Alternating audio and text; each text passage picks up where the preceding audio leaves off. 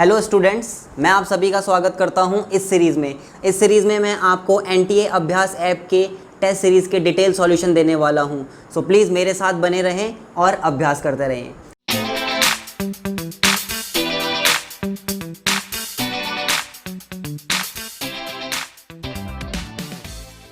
So students, this is your question number 1। In this question, in Young's double slit experiment, how many maxima can be obtained on a screen including the central maxima if d is equal to 5 lambda by 2, where lambda is the wavelength of light?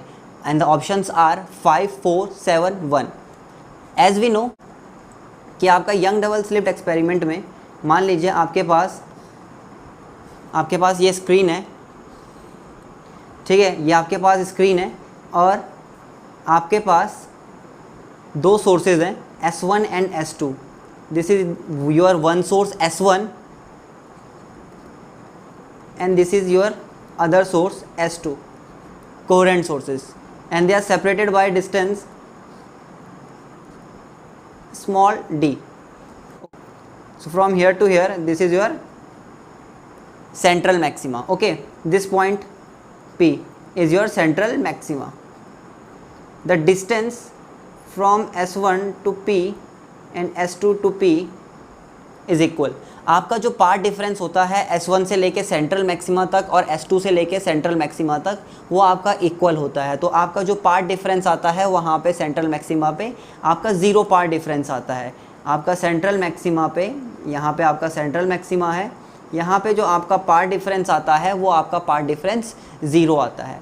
चलिए मान लेते हैं इसके ऊपर आपका एक point ऊपर है। लेट सपोज आपका पॉइंट इस जगह पे है, जो कि पॉइंट आपका दूसरा नाम दे देता हूँ मैं इसका P डैश।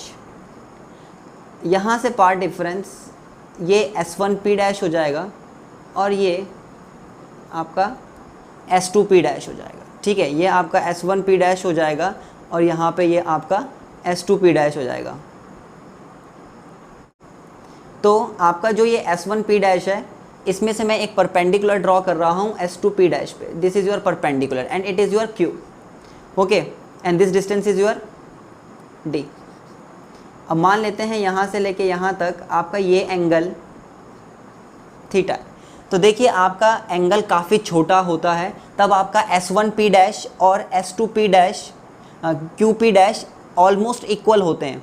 इट मीन्स आपका S1 P dash this distance will be equal to this distance Q P dash. So आपका पार्ट डिफरेंस कौन सा हो जाएगा? आपका पार्ट डिफरेंस ये हाईलाइटेड वाला पार्ट आपका पार्ट डिफरेंस हो जाएगा। तो इसको आप अपना पार्ट डिफरेंस कह सकते हैं। तो आपका जो पार्ट डिफरेंस है वो किस तरह से निकलता है? आपका पार्ट डिफरेंस निकलता है S2 P dash minus S1 P dash. और आप जानते हैं कि इसका आंसर जो सॉल्व करके आएगा वो आपका आएगा S2Q। Okay, S2Q। और अगर आप इस ट्राइंगल को फोकस करें from triangle S1 S2 and Q, अगर आप इससे फोकस करें, आपका ट्राइंगल इस तरह से है, ये आपका 90 डिग्री है, ये आपका D है। तो ये चीज़ आपका पार्ट डिफरेंस है। तो आपका पार्ट डिफरेंस किसके बराबर आ जाएगा? D साइन थीटा के बराबर। आपका part difference D sine theta के बराबर आ जाएगा। और हम सब जानते हैं फॉर कंस्ट्रक्टिव इंटरफेरेंस,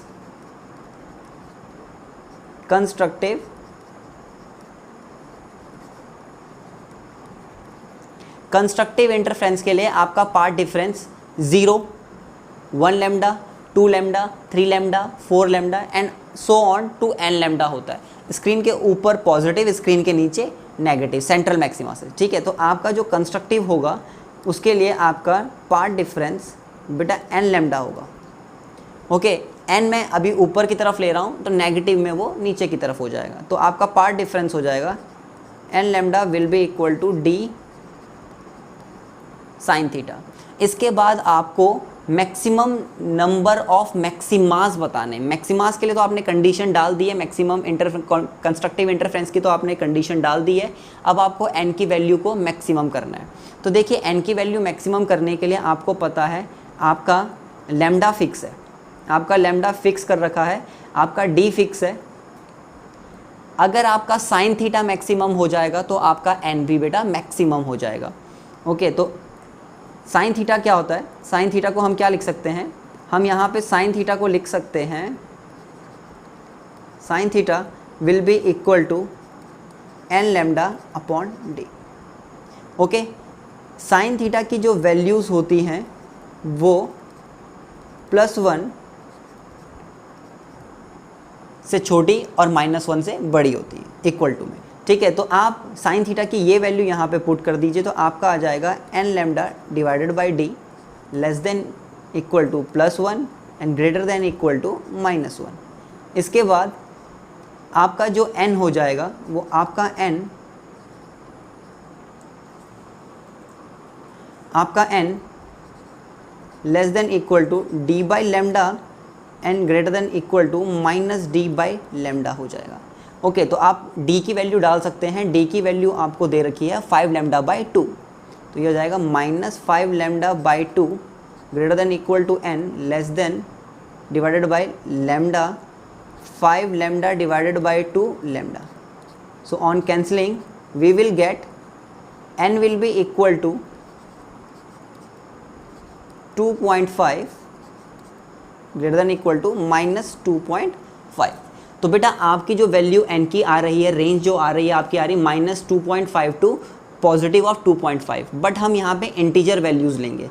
ठीक है, तो आपके पास -2 से लेके +2 तक वैल्यूज़ आ रही है। तो मैं आपको स्क्रीन दिखा देता हूँ इसमें किस तरह से आपकी वैल्यूज़ होंगी। तो सबसे पहले मैं आपके लिए स्क्रीन बना देता हूँ।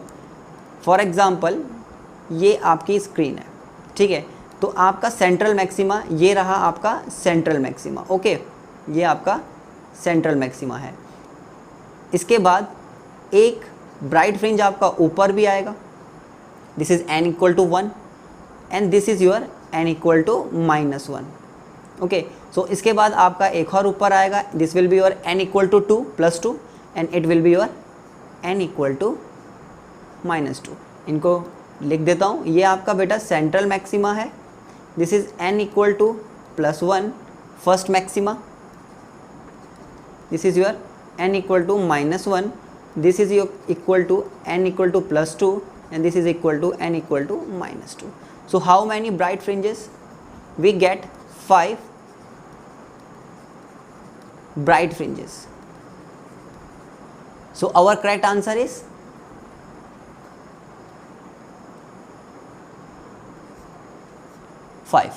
option number A. So this is your question number 1 of YDSC. Moving on to the second question. So this is your question number 2.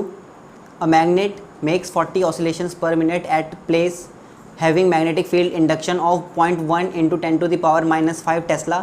At another place it takes 2.5 seconds to complete one vibration. Okay, the value of Earth's magnet horizontal field BH at that place is, and the options are 0.25, 0.36, 0.66, 1.2 and all are 10 to the power -6 Tesla. Okay, so we know, let's suppose this is your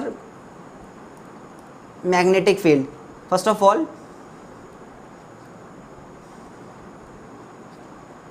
this is your magnetic field, this is B vector and we have a magnet, bar magnet as this, and the M vector is here. So we know the torque is M cross B. Okay, the torque is M cross B. I can write it as MB sin theta. N cap magnitude में बात कर रहा हूँ मैं इस time पे, magnitude में N cap का मैग्नीट्यूड आपका 1 हो जाएगा। ठीक है, तो यही टॉर्क आपका क्या प्रोड्यूस करेगा, आई अल्फा प्रोड्यूस करेगा। ओके, इस टाइम पे तो ये आपका मोशन करवाएगा, लेकिन जब हम इसको टर्न करेंगे तो ये रिस्टोरिंग टॉर्क प्रोड्यूस कराएगा। Okay, so it will be your I alpha M B sine theta. If angles are small, I can write sin theta as theta. Okay, so I alpha, I can also write omega square theta, angular SHM, theta theta get cancel out.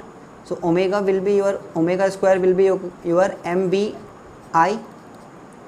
Omega will be equal to under root MBI, and I can write omega as 2 pi f under root MBI. So in time period I can write 2 pi under root I by mb. So this is the formula of time period of a bar magnet in a magnetic field. Okay, so in Earth's magnetic field we will take the horizontal component, and the I, moment of inertia of a bar magnet, is constant, and m, the dipole moment of bar magnet, is also constant. So in this question we will take T inversely proportional to 1 by under root b h. Okay, जो आपका time period है वो inversely proportional है horizontal component of the earth magnetic field. ठीक है, तो हमें given क्या क्या है पहले तो आप वो देख लीजिए.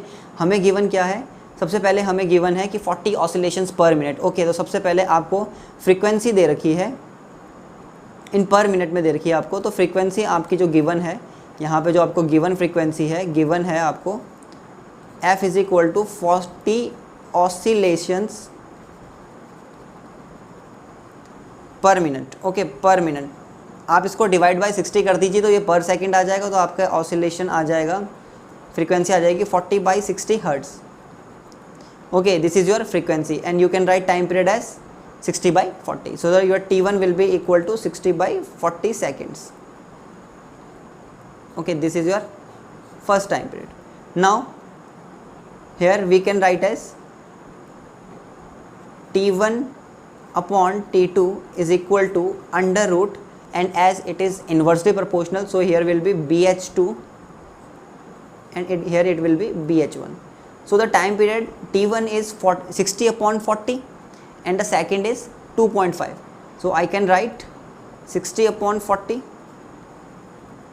and then 2.5 is equal to BH2. हमें BH2 निकालना है, हमें हॉरिजॉन्टल कंपोनेंट निकालना है अर्थ मैग्नेटिक फील्ड का एट सिचुएशन 2. ठीक है, तो दिस इज योर BH2 जिसको आपको ढूंढना है. और आपको BH1 कितना दे रखा था, BH1 आपको दे रखा था 0.1 into 10 to the power 5 tesla. 0.1 into 10 to the power 5 tesla. Okay, जब आप इसको सॉल्व करेंगे तो आपका answer 1.5 upon 2.5 whole square into 0.1 into 10 to the power 5 आ जाएगा. ठीक है, जब आप इसको और सॉल्व करेंगे तो आपका जो आंसर आएगा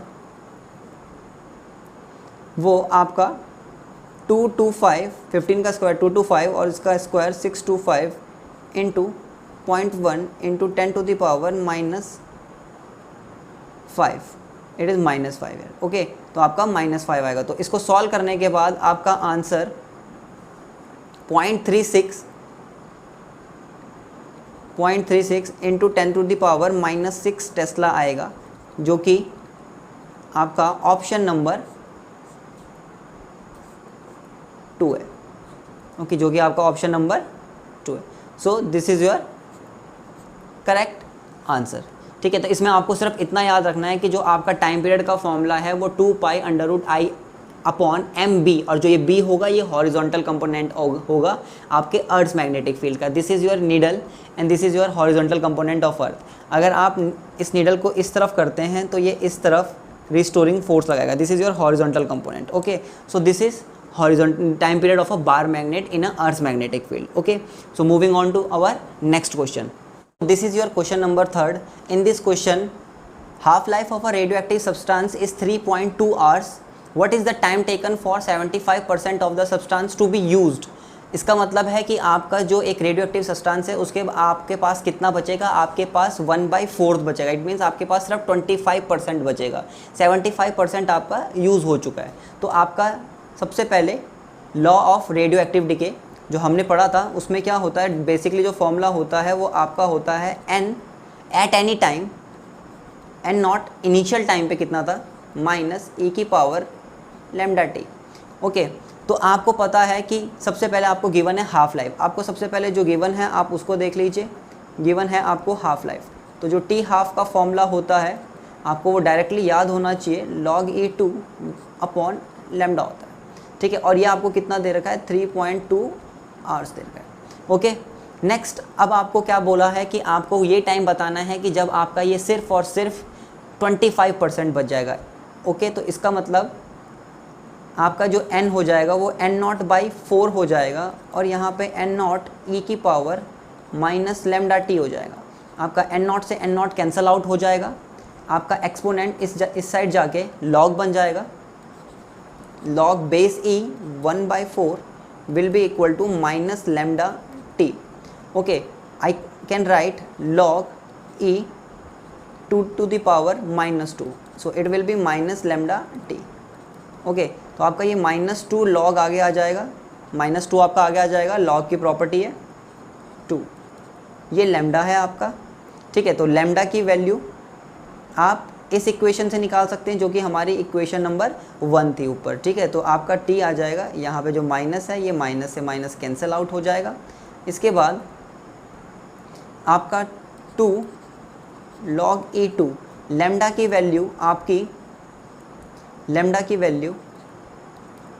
log e2 divided by 3.2 hours है। देख लीजिए आप, ये आपके लैम्डा की वैल्यू है। This is the value of lambda, जो ये आपकी वैल्यू है, इसको मैं हाईलाइट कर रहा हूँ, ये आपके लैम्डा की वैल्यू है।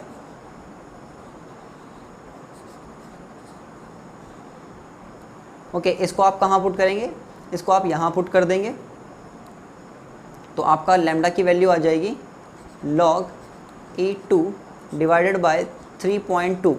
ओके, और इनटू वो टाइम जिसमें आपका ये 25% बच जाएगा। log 2 से log 2 आपका कैंसिल आउट हो जाएगा, तो आपका टाइम आ जाएगा 2 × 3.2 hours, so it will be equal to 6.4 hours. ठीक है, तो आपका आंसर जो होगा 6.4 होगा। It means this option A is your correct answer. ठीक है बेटा, थैंक यू वेरी मच।